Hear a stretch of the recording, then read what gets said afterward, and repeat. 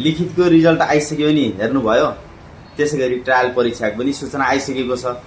यातायात व्यवस्था कार्यालय काउसेतीले 11 गते सोमबारदेखि 13 गते बुधबारसम्म बायोमेट्रिक गर्नेहरूको लिखित परीक्षा आज बिहान 7:30 बजेदेखि सञ्चालन गरेको थियो र त्यसको चाहिँ प्रयोगात्मक परीक्षाको सूचना पनि आइसकेको छ।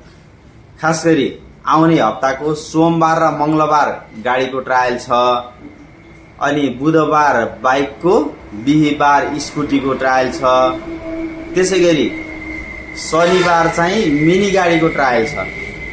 मिनी गाडी अलि लामो समयपछि ट्रायल हुँदैछ। अनि आइतबार 24 गते आइतबार चाहिँ हेभी गाडीको पनि ट्रायल छ।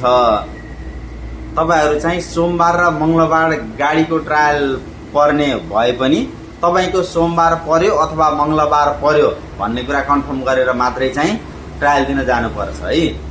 यातायात व्यवस्था कार्यालय काउसेतीले चाहिँ 2टा लिस्ट हाल्नेछ, नामावली आउनै छ।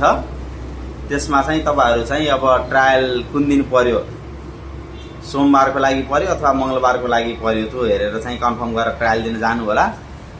अनि त्यसपछि चाहिँ मिनी गाडीको लागि चाहिँ तपाईहरु अझै पनि फर्म भरेर 23 गते शनिबार हुने ट्रायलमा चाहिँ सहभागी हुन सक्नुहुन्छ। त्यसैगरी 24 गते आइतबार हुने हेभी गाडीको लागि पनि अझै पनि फर्म भरेर चाहिँ बायोमेट्रिक गर्न सक्नुहुन्छ। सम्पूर्ण सवारीको ट्रायल परीक्षा चाहिँ बिहान 7:30 बजेबाट सुरु हुँदैछ। नजिकिनु होला। फर्म भर्न परेमा काउसेती ड्राइभिङ स्कुलको अफिस सभापति चोकमा सम्पर्क गर्न सक्नुहुन्छ।